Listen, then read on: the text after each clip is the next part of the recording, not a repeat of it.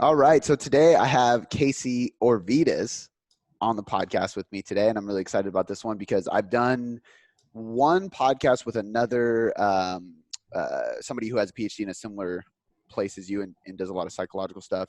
And I've done a couple other podcasts where we've brought up the topic, but it's not something that I would ever consider myself an expert in, but it's something I'm always interested in. I'm always reading different books on the psychology of the people I work with, how to better communicate topics, how to convey my coaching in a better manner. And I think this is one of the areas that a lot of coaches sleep on. Everybody is so fascinated with the best ways to calculate your macros and plan diet breaks and stuff like that, which I love talking about. But if you don't know how to talk to a client and communicate topics and strategies properly for them to adhere and follow through and stick with it, what's the point? So I'm really excited for this because one, because we actually just got to hang out recently in San Diego. So I finally got to meet you and hang out with you and Sam, but also because this is what you specialize in. So before we jump into the nitty gritty of what I want to talk about today, can you fill us in with essentially your story? Like, why did you get into this in the first place? What your degree's in, so on and so forth.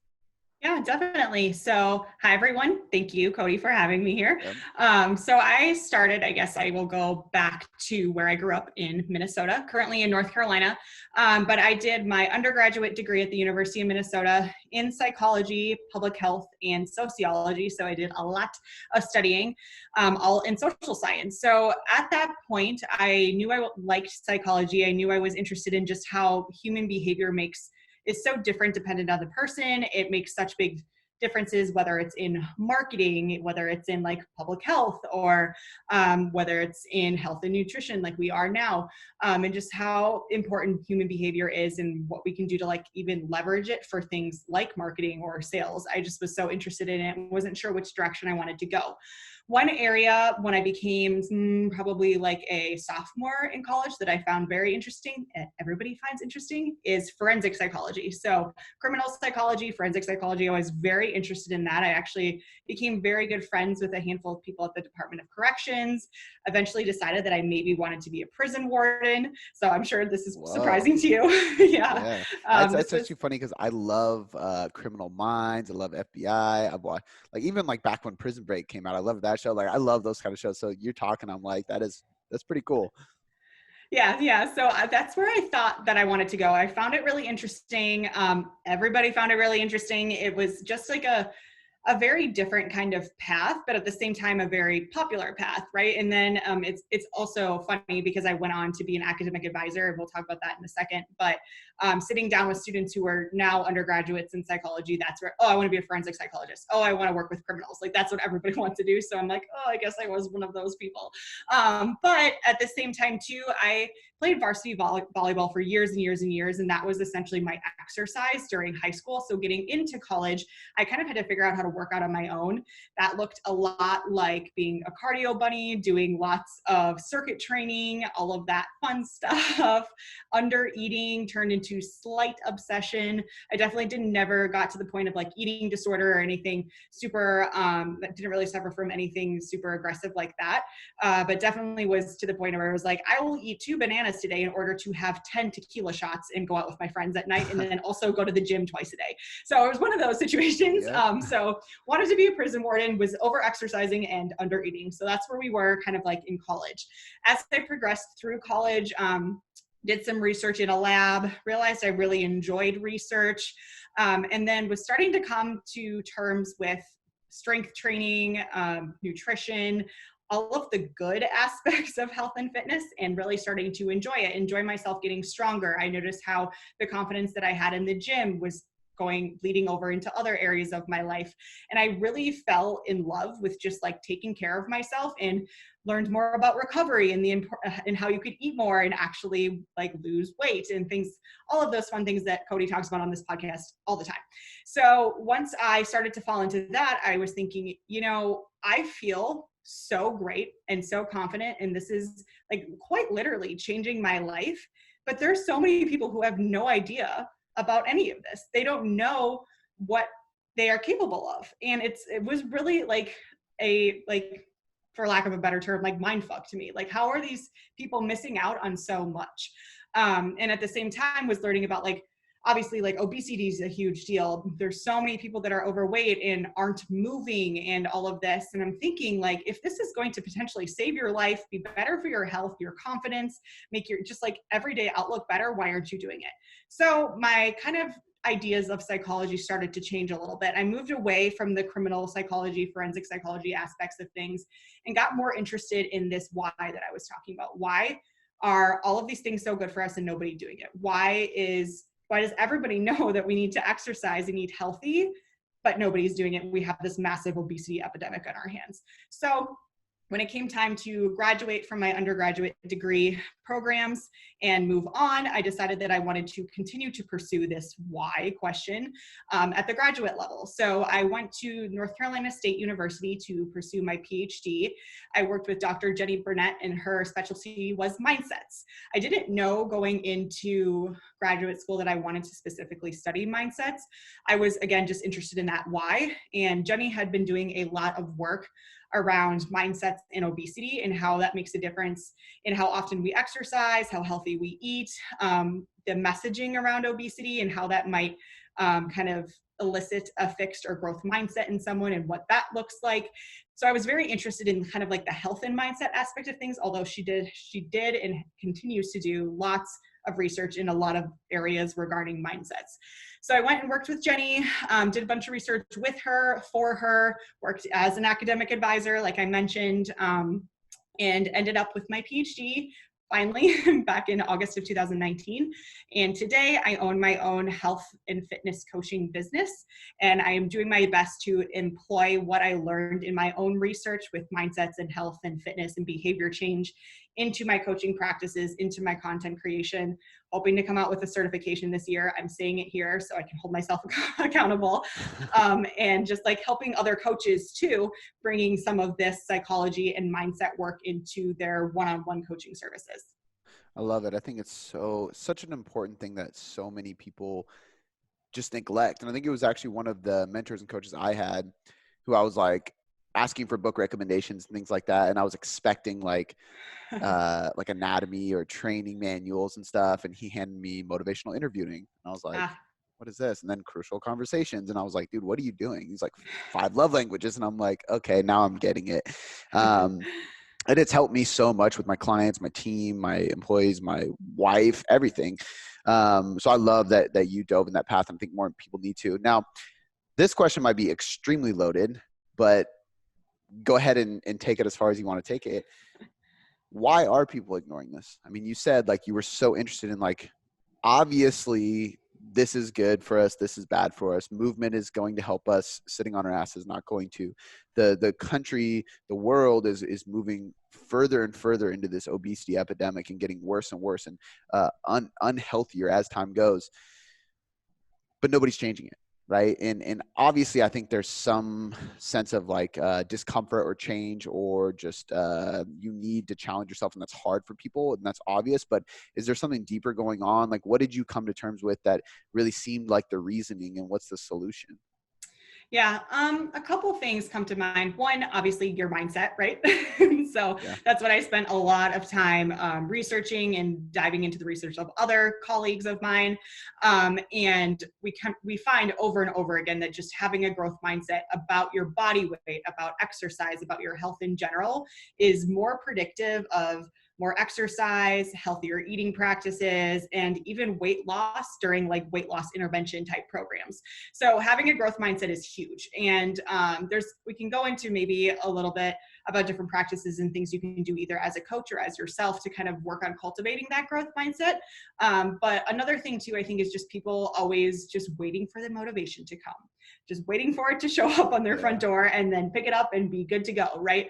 But we know, just like both you and I know, and if you're thinking about this and listening to this yourself, you understand that motivation is fleeting, and it's not something that you can really rely on. And I'm sure you could say, just as I could, I'm not motivated every day to go to the gym and eat like super healthy. It's just become ingrained in who I am and who I identify as. And that's a whole nother aspect, just like that identification and value aspect of things is super, super important. But I think that that's a big reason just why is that so many people are stuck in a fixed mindset. They think that like, I can't change. I've tried all these diets in the past. I've tried all these quick fixes in the past and none of that worked. So I'm not going to change now. Or my parents are overweight, or this is just what I've always done. So that's who I am. And that's just how things are going to be. So it's just being stuck kind of like in that fixed mindset. And then also just expecting that like someday you'll find the right thing that will motivate you, and just continuously waiting and thinking that you don't necessarily need to put effort forth to find that like quote unquote motivation, in which case that's absolutely not true. So how do we find that growth mindset then? You mentioned like there's a few specific things. I'd love to get into that exactly. Yeah, so I guess maybe where we should start is just kind of defining the difference between a fixed and a growth mindset. So the term mindset in general is tossed around a lot. I see it a lot on social media. Half the people I find on Instagram these days say that they are mindset coaches, but I'm sure if you were to ask them, what are you doing for your mind, the mindset coaching part of your business, that they don't really truly have an answer. Yeah. So the word mindset is definitely just like the buzzword of 2019, 2020 right now, along with things like self-care and all of these other kind of ambiguous terms. But how I looked at it in my research and how it's kind of most popularized in literature in general is this kind of like fixed versus growth dichotomy. And this comes from Carol Dweck originally. Her book is a best-selling book, I believe. It's called Mindset. super interesting title, but it's fantastic, and if it's not on your book list of things to read, you definitely should read that one. Yeah, I'll check that out. But so she kind of delves into the difference between growth and fixed mindset. The majority of the work at the beginning, as far as research goes, was in academics and most of the time with children too. So this is also really important for parents too, and how they're raising their children to have more of a growth mindset. And as a parent, what you can really do is just always be focusing on their ability and their effort rather than their innate skills. And I'm talking about like children here, like not necessarily applauding them for like, oh, you're so smart, you're amazing, like great job, instead being like, wow, you're amazing, you must have worked so hard for that, like kind of shifting that direction. But essentially what it all comes down to is your mindset is how you perceive things, how you perceive situations, how you perceive things like feedback or success of others or setbacks or failures. Like it all comes down to like just how you end up perceiving everything that's happening to you in the world.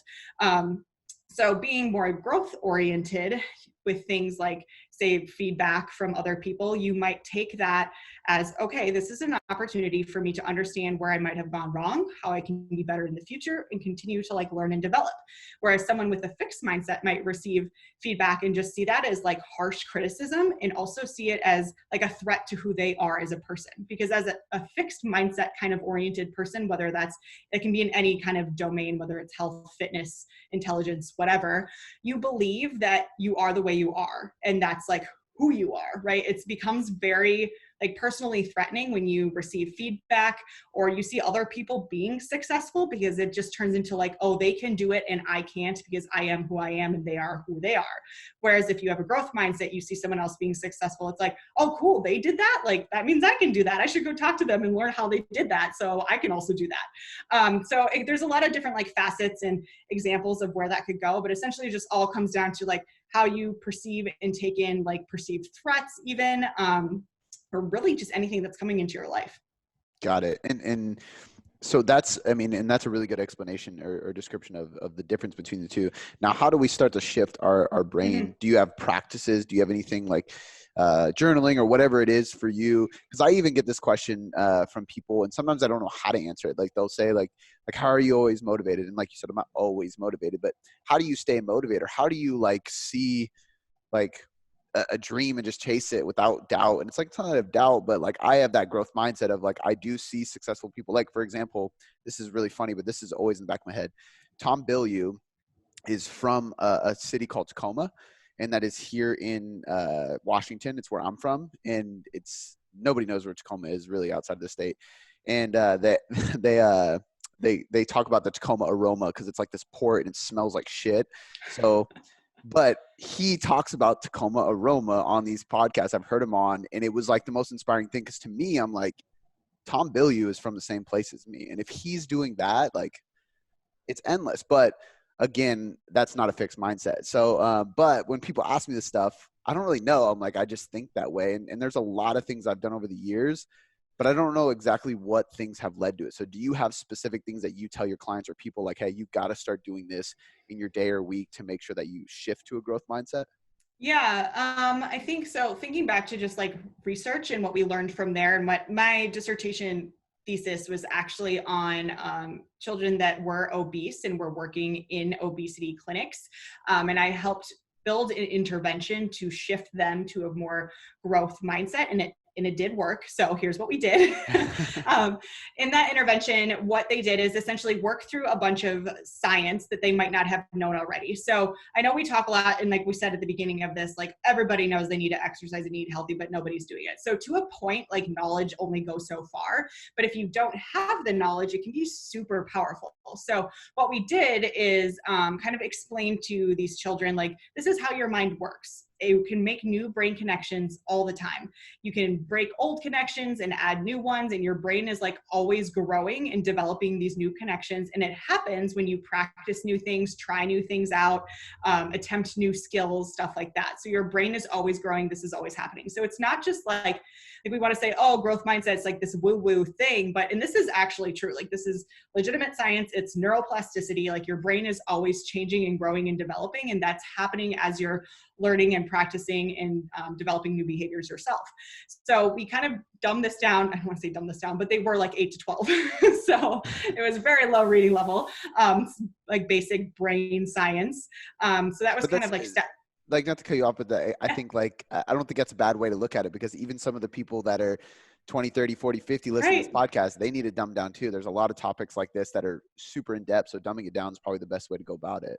Especially when it gets into things like neuroscience, right? Like, the easiest way to say is just like, you have these connections going on and they're always making new ones. But so we started with kind of like the basic science for the 8 to 12-year-olds. And then from there, they would move into like some role model activities. And this is kind of what you're talking about with Tom Bilyeu. Like, there's other people that did it, so you can do it too. Like, all these other, like, look at this, like 17-year-old Sarah, she changed her eating behaviors and over time got healthier and all of this stuff, and then no longer even needed to attend the obesity clinic like routines anymore, and had just like a set of different role models that they get to listen to and read and interact with.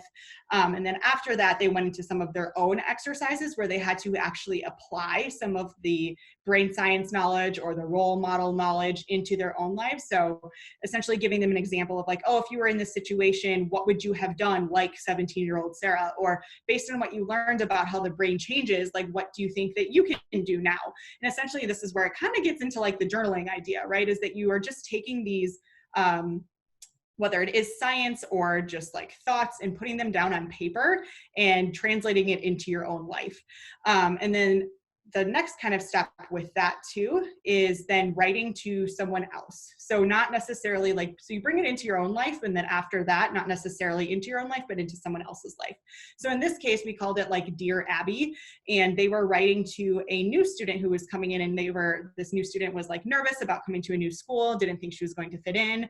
And then we would say, okay, based on everything you've learned so far about your mind and how it can change and how you always have the ability to like develop new skills and all this, what would you tell Abby? So they essentially have to now give advice and teach this having a growth mindset to this someone else.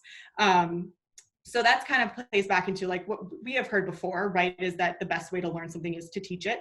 So that's coming back into that as well. And that can definitely be used with your clients or in your own journal entries too, is just like thinking about like, okay, if this were to come into my life, how would I respond to it? And how would I like teach someone else to do it too?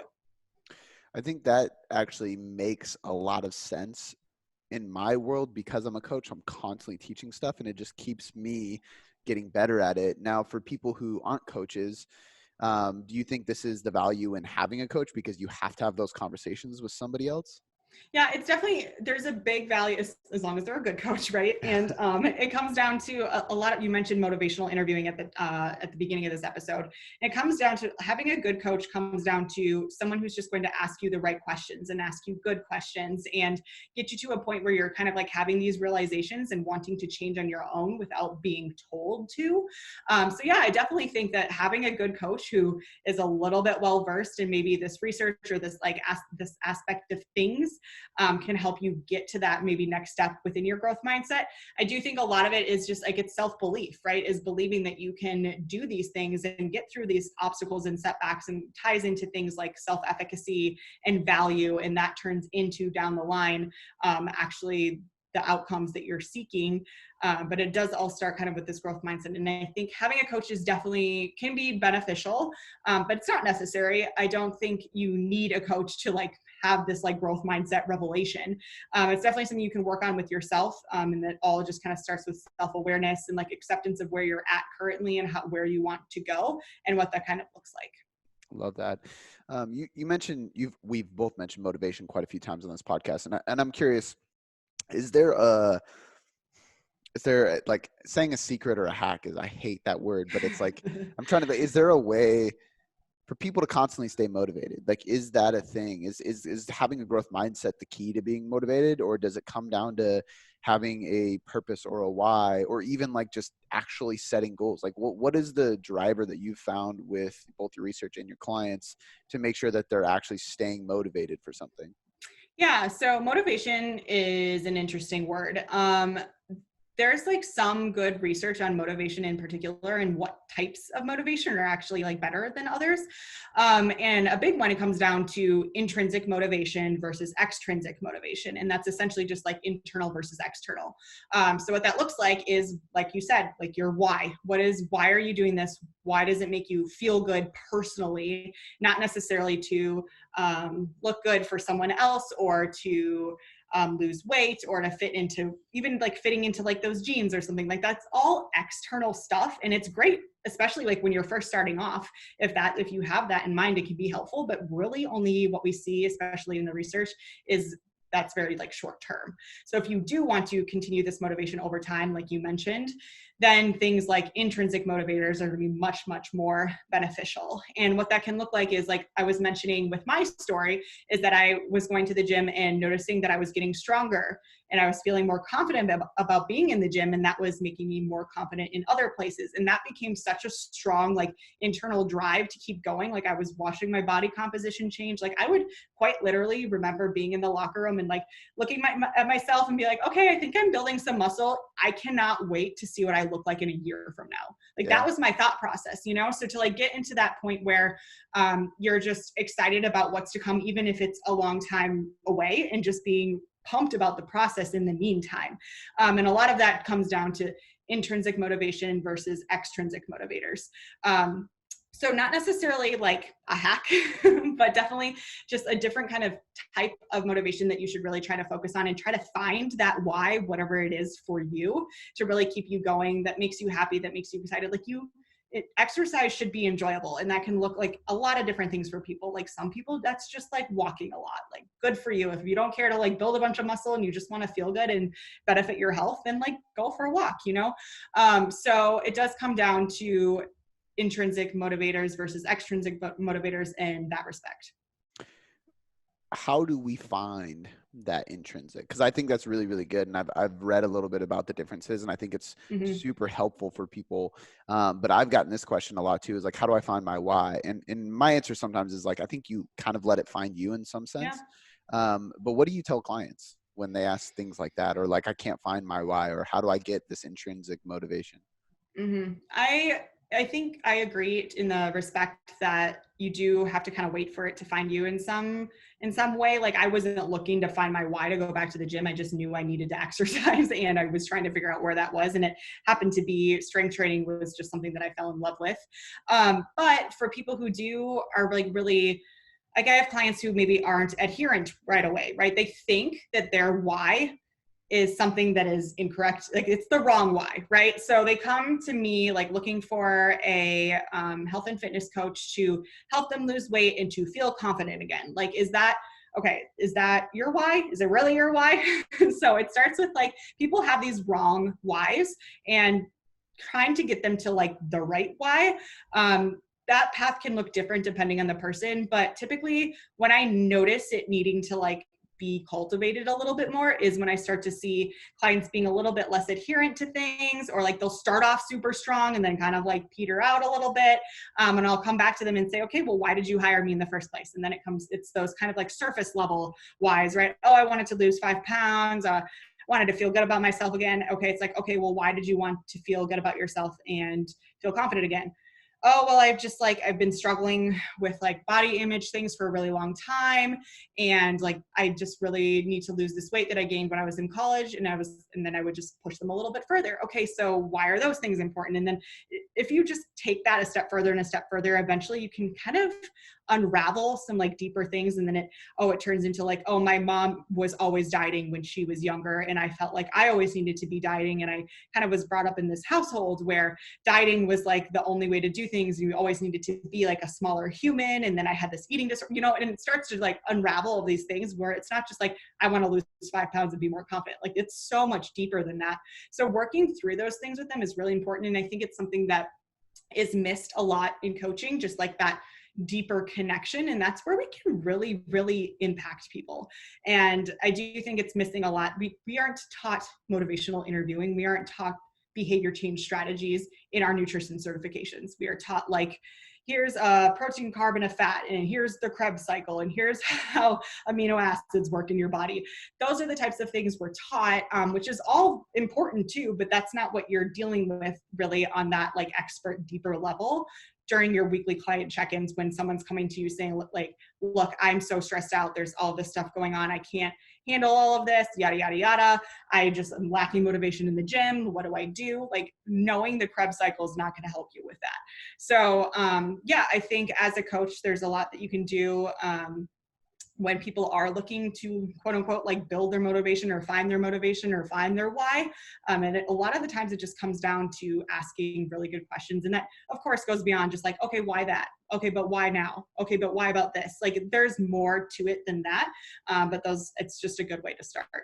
It's that it's the whole peeling the onion thing, right? And I think for Yes. some people it's just really uncomfortable because you have Mm-hmm. to continually ask deep questions to get to a deeper level. But I've noticed a big difference in the clients that I do have those conversations with, who are willing to have those conversations with. They are more adherent. Their results do speak loudly because of it. And it has nothing to do with a different strategy of macros or anything like that. It's literally just because we had that initial conversation and they're more bought into the process. They understand why. Mm-hmm. Do you think part of this motivation issue or benefit, whatever way you want to look at it, what role does comparison have with that? Like in today's society, there's just so much inside of media and marketing and comparison. And you were talking about like that example of a girl who saw her mom diet, and even the comparison of your childhood. Like, I know specific things that happened in my childhood who created self-limiting beliefs and these what's the word I'm looking for, essentially like plateaus, like kind of put ceilings on me for a while I was chasing my career because I had these self-limiting beliefs. But it was really just from a story in my past that was comparing to somebody else, or judgment and things like that. How much does these external factors from other people have to do with how our brain works and how we end up being motivated and chasing goals? Does that make Yeah, sense? That was kind of like a yeah. word vomit of a question. Yeah, no, it makes sense. And the unfortunate answer is it matters a lot. Yeah. And it's difficult, right? Because that's just society's, especially for women, society's like thin ideal, like smaller is better, like dieting is the way to go. Like, go to like any magazine, if you're still reading magazines, at like the checkout line, and you see it's always, it's like lose 10 pounds in 30 days, like learn how to diet correctly, like fit 1,200 calories of like nutritious, like voluminous foods into your day, like that sort of thing. It's always about getting smaller, becoming a smaller human. And unfortunately, it's a lot of stuff is moving in the right direction, but a lot of stuff out there is still not really having like strong proponents for like strength training with women, or becoming like larger in any aspect, even if that's like growing a muscle. So unfortunately, it does play a big role. And I think, like you said at the beginning, like so much of this just ties back to self-awareness and being like acceptant accepting like what reality is, and that's how society is, but that doesn't mean that's how you have to be. And same goes just for like any thoughts that you have around this, right? Like you're scrolling through Instagram and it's just like abs after abs after abs after abs, and you're like, I don't have abs, I'm not healthy, I'm not the way I want to be, I'm not the way I should be according to society and what everybody else thinks is like beautiful and popular.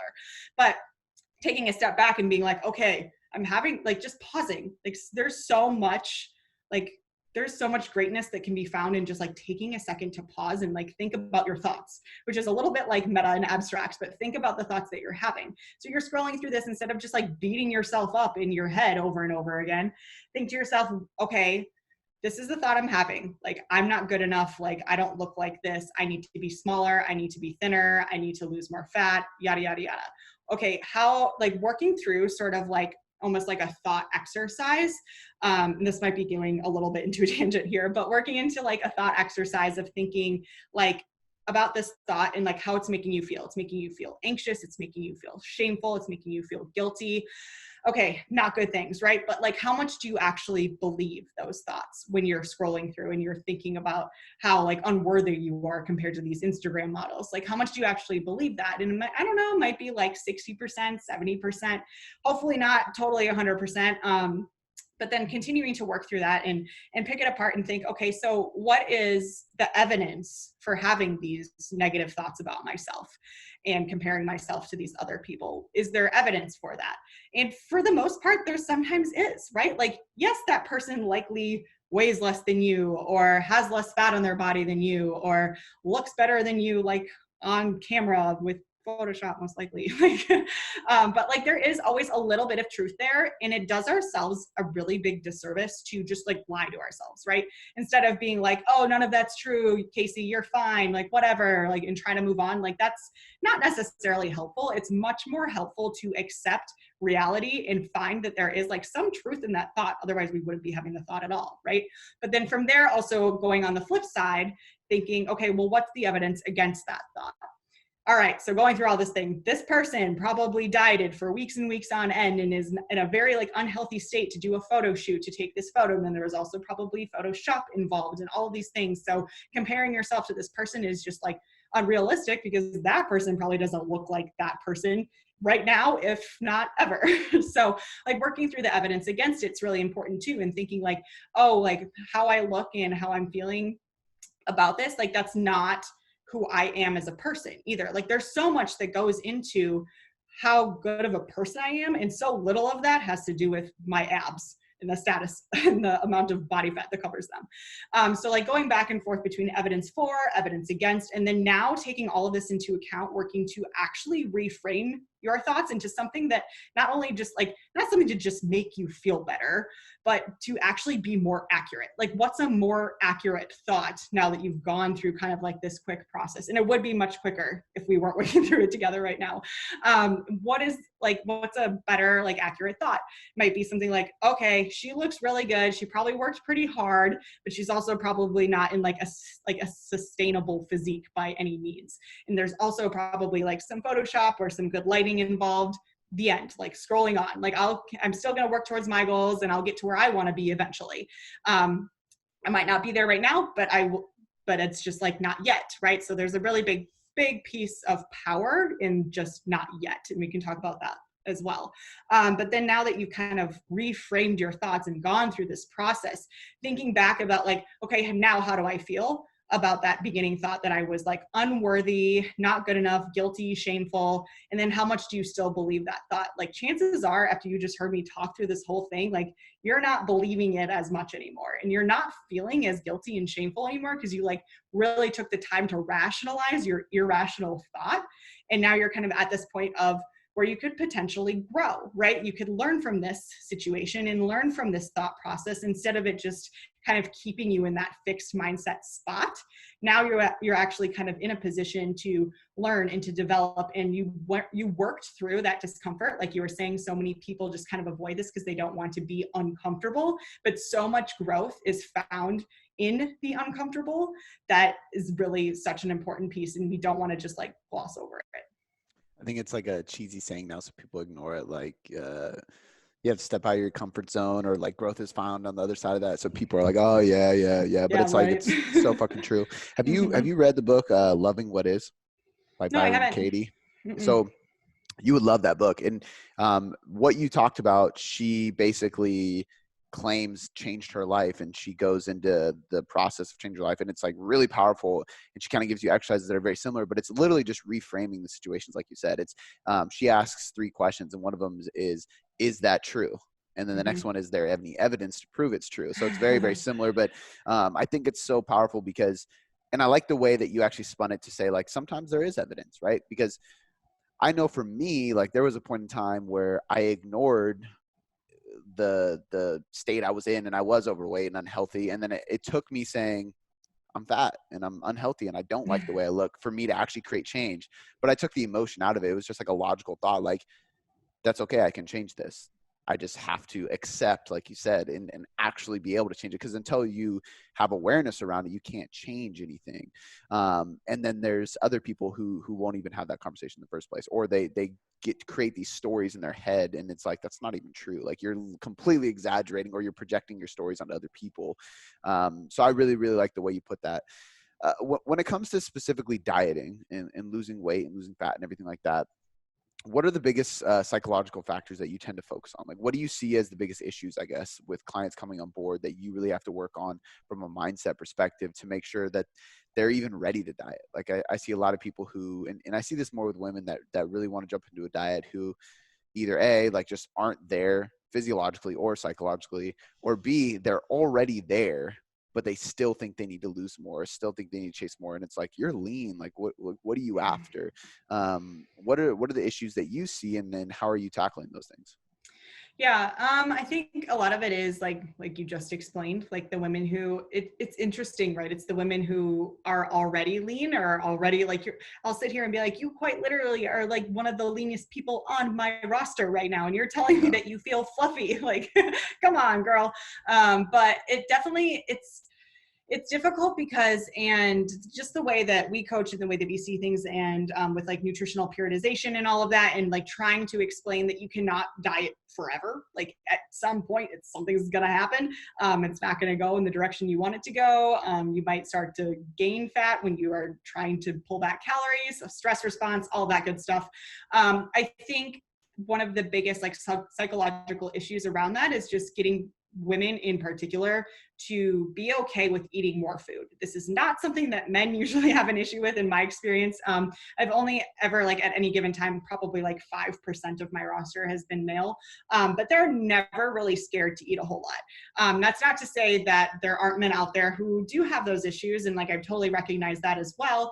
But speaking kind of like for my own client experience, it's mostly women who have, again, been like socialized to believe that they just need to be dieting 24/7, 365. So working through kind of like those psychological blocks, it does honestly, I'm going to keep saying this, comes back down to like mindset, and just thinking that like if they were to start eating more, they're just going to like lose all the progress they've ever made, put on tons and tons of fat right away. And this is where some like really specific knowledge is helpful. And this is where being a nutrition coach is actually helpful, and your certifications are actually helpful. And you can explain kind of how metabolic adaptation works and how your muscles need food in order to grow. And just even explaining, again, kind of going back to like the role model or other client experiences, saying like, oh, well, I had this other client who was severely under eating. We slowly like reversed her, brought up her calories, and she actually ended up losing weight and looking better. So like going back to like those previous client stories and kind of getting them more comfortable with like their situation also being normal. And that's something that else is also can be very, very powerful. Because kind of when we were saying, we were contrasting like how you compare yourself to other people, you feel abnormal. You feel like, oh, I'm not as good looking or as shredded as that other person. Like you feel like there's something wrong with you. Instead, like kind of helping your clients come to the realization that they are in fact like more normal than they realize, which like, don't you want to make your client feel special? Yeah, yes, you do. But in this case, like you want them to realize that their problem is not something like super unique to them. Like lots of your clients have this problem, and like reiterating that lots of people struggle with this, and it's something that we can now like work on together moving forward. And then again, like going into the science behind things and like explaining it in kind of like layman's terms and kind of feeling it out too. I think it's really important to like reflect how they're feeling and like tackle that on an individual level, rather than having maybe just like the canned response that you send to every client who complains about reverse dieting and not wanting to eat food. And really try to see again, like, because their wrong why might be what's still getting in the way here. So like their like wrong why is, I just want to get skinnier. I just want to lose weight. I just want to be attractive, et cetera, et cetera. So that might be what's still pulling them back in those kinds of situations psychologically. And then kind of trying to remind them of their right whys, right? Like you're just going to the gym because it makes you feel good and strong and confident. And you like seeing how your body composition changes over time and how cool and amazing your body is and the things that it can do.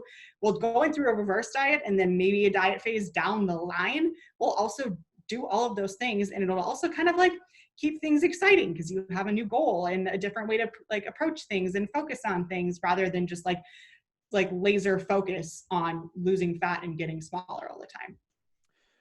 I hate the word skinny, just to throw that out there. It's the worst. I get clients that say that, and I'm like, define that. What do you even mean by that? Like, it's so true. But I can completely relate to everything you're saying. I love it. And I love the way that you're not really suggesting any hack or any book or any strategy, because I think a lot of this stuff, and you can correct me if I'm wrong, and I'd actually be really curious to hear like your personal daily routine to help you with this stuff, and like what you help with your clients on a daily basis as well. But I think it really does come down to just certain things done over time. Like you mentioned education. So educating yourself and being patient with that process and learning knowledge over time. Self-talk. So like removing the word skinny from your vocabulary, like being aware that like if you write the word skinny to your coach, delete it and change the word, like things like that. I think that like there's that another kind of cheesy motivational saying is like remove the word wish and just like will do, like kind of thing. Like, so stop saying I wish and start saying I will, kind of thing. But I do believe that if you can actually be conscious enough to do little things like that, that aren't necessarily like a strategy in a book or a supplement you can take, I think that's what leads to these changes. Would you agree? Yeah, no, definitely. And there's a lot to be said for like what comes out of your mouth or what comes out of your mind comes into your life type of situation, right? So whether it is like the thoughts that you're having to yourself, or like, I think you said this at the beginning, how just like the things that you say out loud to other people and say out loud even to yourself, maybe you're mumbling it, whatever, can really make a huge impact in how you mentioned just like moving wish to will and things like that is great and is really important when trying to move yourself from a more fixed mindset around whatever kind of domain or area or attribute or skill into a more growth mindset area. And doing so with that kind of like shift in your wording, like it sounds so minimal and to the point that people will dismiss it, but I'm telling you guys, do not dismiss this. Like little things like picking up, like how often are you saying never? Or how often are you saying like, I always do X, Y, Z, so now I can't do X, Y, Z.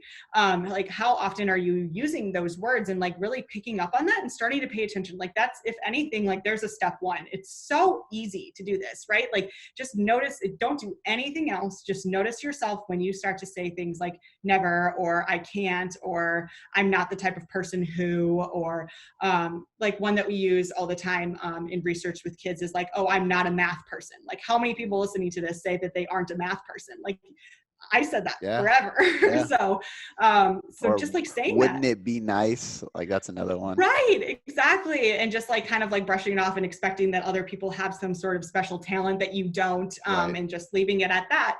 And instead being like, oh, I'm not, okay, not saying I'm not a math person, but I don't enjoy math and it's not something that I really am trying to put effort in to get better at. Like that feels a little bit different, doesn't it? Yeah. Or similar to like, oh, I've tried a bunch of diets in the past, so I'm just like, I can't diet. My metabolism is broken. I can't diet. I will always be at this weight. Instead saying like, I've tried a lot of things in the past and those haven't worked for me. I wonder what's out there that will. And things like that, just like trying to shift your gears in that direction. Like even if you don't fully believe it right away, the more often you say it, the more often you think it, it's going to better align with that person you're trying to be. So whether it's thoughts, whether it's like sayings, whether it's behaviors, just always be thinking about who is like the best version of Kasey or Cody or whoever, and how do I say things and how do I think things and how do I do things to better align with that best version. I love that. I think I feel woo-woo saying this, but I'm a big believer in like speaking things into the universe. And like some people that have influenced me, like Rob Dyrdek is an example of like I grew up skateboarding, so he was always somebody I looked up to as an entrepreneur because he kind of took things to a different level.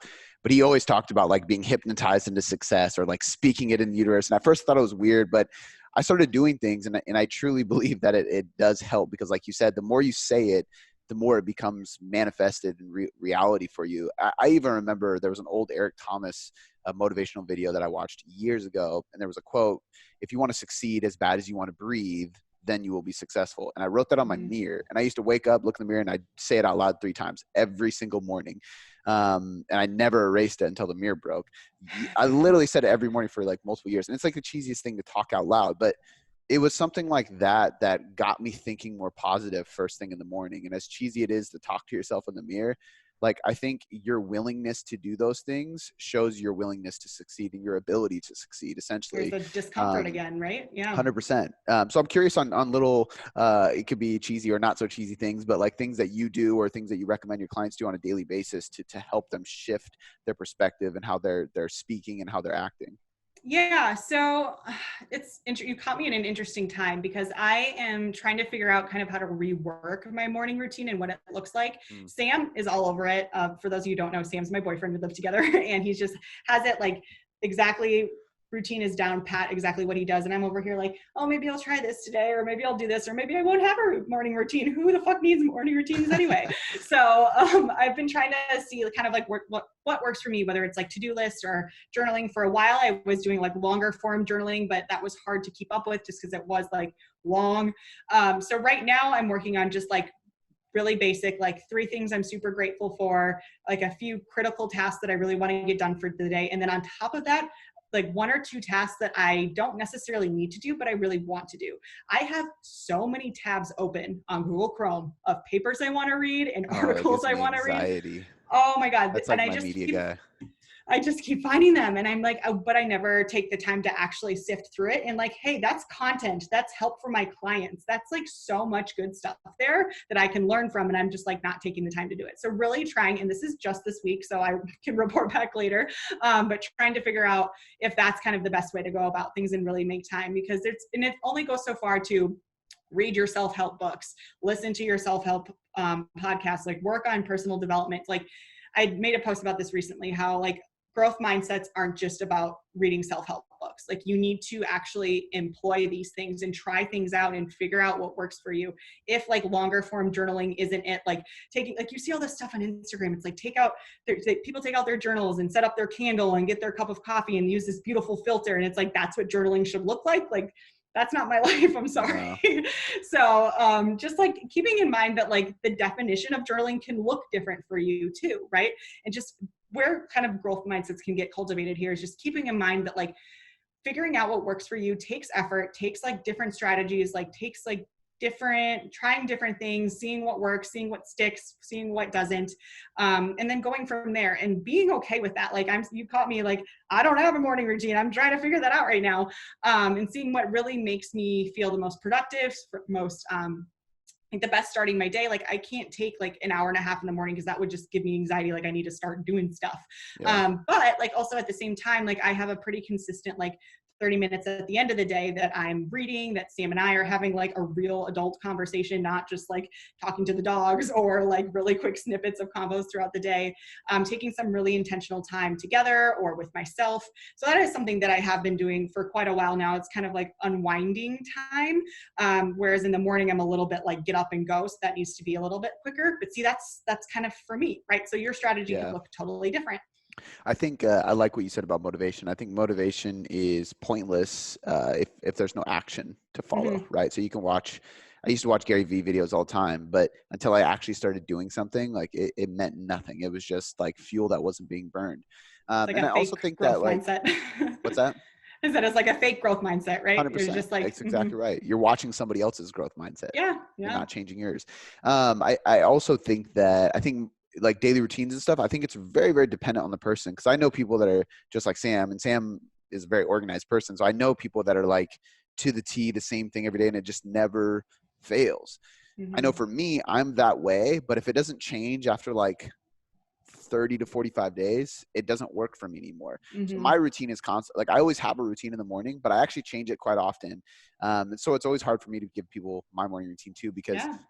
once it stops making me feel like I'm in power or control or motivated for the day, then it's not working anymore. It's stale and it's getting boring. It's becoming the norm. And I think the power of a morning routine for me is it really like shifts me into like change and discomfort and, Yeah. and motivation. So I have to do something different every day. Like whether that's a cold shower first in the morning, or like I used to go in the garage and do the assault bike like right away for a while, Ooh. because it was like, it was just so shitty to do a 60-second all out sprint first thing in the morning on an assault bike. And it was right in my garage in the cold, but it woke me up and it got me like alert and like fucking ready. And that lasted for a while, so I think that, I think it's very dependent on the person.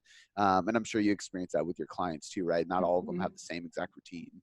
Mm-hmm. Yep, definitely. And I have I think about like half my roster right now is not even really truly focused on nutrition and training and macros and programming. Like we take deliberate time to work on specific habits, whether that's like Mm, working on relationships with other people or with themselves or personal development exercises. So a lot of my coaching is, I don't want to call it life coaching, and I don't ever want to call myself a life coach, and that's what I mean, it turns out to be for a lot of us too, just as nutrition coaches, right? We yeah. realize that as time goes on. But a lot of people are coming to me, like I will literally get applications that say, I'm not your typical client who just wants to lose 10 pounds. And I'm like, sick, you're the client that I want to talk to. So people who are really seeking kind of guidance in how to go down this personal development path and to like really change all aspects of their lifestyle, but always having kind of that cornerstone of health and fitness, and knowing that because once again, like going all the way back to like my story, like that's where I started to find like what really made me feel the best and like changed aspects of my life. So I definitely always encourage keeping that as a cornerstone, but then like there's so much other stuff going on. Like we got to address those things too. Absolutely. The last question I have on this topic for you is kind of similar to the last one, but with coaches. So like, where are coaches missing the ball with the psychology thing? Like, what are they leaving out? What do they need to focus on? What should they be aware of when it comes to coaching their clients? And it doesn't mean, like, anybody listening, you don't have to be a psychology major, or you don't have to be an expert, quote unquote. You don't have to call yourself anything, but you should probably be aware of some stuff, right? So what are Mm-hmm. those things that you see coaches missing the ball on, and what are you educating coaches to start doing more of? Yeah, I think one thing that I bring up all the time is just less telling and more asking. So just like more questions, like just to be blunt, like shut up for a second and like let your client talk, even if it means like, not a lot of us are getting on phone calls and stuff, right? So it's like shut up means what? Like just don't respond to them via email. Like no, like please respond to them. But if you do get a chance to like get on the phone with them, or if you use Voxer or even text message and you go back and forth, like really, like if you ask them a question and it takes them a while to respond, like let them sit in silence for a little bit, like again, lean into that discomfort. Like that's where the growth shit is. So I think it's just a lot of just telling and prescribing in coaching. And we're not really taught any differently. So it's definitely like at no coach's fault. Like again, learning about mitochondria, not about like how to change the behavior of their client and have like a really strong connection with them and build like this like communication strategy toolbox. So in general, I would say just like more questions, ask more open-ended questions, right? So not just like yes or no questions, like, oh, do you want to diet? Yes, I want to diet. It's like, oh, where are you at with dieting and how are you feeling right now? Like, let's get into that, right? And then other questions like, imagining your life after like achieving whatever goal it is, like what does that look like that can help like kind of breed success. Or focusing on previous successes, like what did you do then that was like super helpful when you lost 10 pounds the first time. So there's like, we could go on and on about like different types of questions, but I think in general, just like asking more questions. And then also what can be really helpful too, and just like getting clients to trust you more. And we know that like trust is just super important too, trust and connection. And obviously those two work together. But just asking permission before you dole out advice all the time, instead of just like, and half the time, obviously they're coming to you because you are a expert in nutrition and they want to know like how to get more protein in. Like, you don't need to respond to them and say, can I give you some ideas of how to get more protein in? Like, no, just tell them to eat more egg whites and like pick up some beef jerky, you know? So, but in other cases where it's like they're struggling with like XYZ and they're just kind of like unloading on you, which does happen. In that case, then it can kind of, you should like take a step back, like soak it in, be like, okay, here's what I would want to say to them. Maybe come back and say like, oh, I have some suggestions for how you might be able to better approach a conversation with your significant other. Would you like to hear them? Or I have some ideas of what have worked for my other clients. Would you mind if I shared them with you? So just asking that permission just takes you out of like the super expert, like looking over them kind of role, and allows them to be like the focal point, which they should be. That's why they came to you and that's your job, right? So I think a lot of the times it just turns into prescribing and telling and not enough question asking or asking for permission before you are doling out advice, and just being very mindful of that. I love that. I think that's huge. It's actually cool because I can think of multiple conversations where I'm making adjustments to somebody's plan, and I will almost approach it as if we are collaborating on it, That's good. instead of just saying change this, adjust this. It's like, what do you think about this? How would you feel if we adjusted this? Because I want to get their reaction, or even giving them options like, hey, there's 2 routes we could go with this. We can, take this path, we can take this path, we can adjust the diet this way, or we can adjust the training this way, and seeing what they lean more towards, because that's just going to allow them to feel more in control and have better adherence too. So I really like the way you answered that. I lied. There's one more question. The last question I have for you before I let you go is book recommendations. So like, what are your top 3, top 5? I mean, you can list as many as you want, but like really good books that textbooks don't count here, but like things that people can actually read, absorb, and help themselves with this. Yeah, I definitely think Mindset by Carol Dweck. I mentioned that earlier in the podcast, so we're definitely going to make that number 1. I've recommended it to a handful of people recently, and they all came back telling me that they loved it. So this isn't just me, who's like a mindset researcher, telling you to read the book called Mindset. Like there's other people. It's a great book. After that, I think I really like Jen Sincero's books. She wrote like You're a Badass at Making Money, You're a Badass at, all of that series of books. I don't know if you've heard of it, Cody. But I really like those books. They're a little bit more like, it's a nice combination of like a traditional self-help book, and then on the other end of the spectrum being the subtle art of not giving a fuck, like how that's like very blunt. Yeah. She's a good like middle ground, I think, and kind of pulls on both of those areas. I just really enjoy her writing and think she's just a fantastic author and human in general. So really like her books. I've gifted that couple of those books to clients multiple times. Yeah, me too. So definitely like that. If you were interested more, I know when we talked about kind of like the thought process and breaking down like the evidence for, evidence against kind of situation, that all comes from cognitive behavioral therapy. So I'm thinking that the book that you mentioned, Cody, she probably is just well-versed in CBT as well. A lot of that, just those practices come from like CBT, cognitive behavioral therapy, is a very, very well-known psychological therapy for reducing anxiety, depression, or any kind of like negative thoughts in the psychology, like clinician space. And then we can kind of pull on as nutrition coaches, obviously without being like licensed clinicians. But if you are interested in more of that, there are some pretty good books out there that break down CBT and those exercises more simply. I don't know the name right off the top of my head, but I think it's like 7 steps to cognitive behavioral therapy or something. It's a workbook. And this is something that I have gifted to a bunch of my clients as well. And it's based on a lot of that thought process, and you can literally write into it. So if you're looking for more journaling and you thought that like that thought process exercise that I went through a little bit earlier was interesting, check out that book. I'm sorry, I don't know the exact wording for the title. It's blue, if that helps. I'll find it and put it in the show notes. Yes. Perfect. I love it. I'm going to put those in the show notes. The last thing is just, where can people find you? You put out a lot of really good content, not just about this topic, but about a lot of things. So like, where's your Instagram? What else do you have going on? Your website, everything like that? Yeah, right now, the place that I really love to hang out is Instagram, like Cody mentioned. I'm at Coach Kasey Joe. I'm trying to get into more social media platforms, but right now Instagram is a lot in and of itself. So maybe try to find me on LinkedIn or Facebook, but there's probably not going to be a lot there. So please just come say hi on Instagram. I'd love to connect with you. I also, as we were kind of talking at the end about habits a little bit more and how to like move stuff with motivation into your life and try to move away from motivation, maybe more into like making things a little bit more automatic. I do have a free habit formula. It's essentially like an interactive worksheet that brings you through like what your overall goals are, what specific behaviors might be good for you based on your lifestyle and your desires to kind of move you in the direction of that overall aspirational kind of goal. So I have that. You can find it at kgocoaching.com. And from there, there's two separate forms for if you're a coach or if you're not a coach, and it'll kind of like adjust the questions that it asks based on that. Dope. I love it. I'm going to put all that in the show notes. I highly recommend all of her content, but especially that worksheet. That's a really cool free giveaway. So Kasey, thank you so much for coming on. I really, really enjoyed this conversation. Yeah, absolutely. Thanks so much, Cody.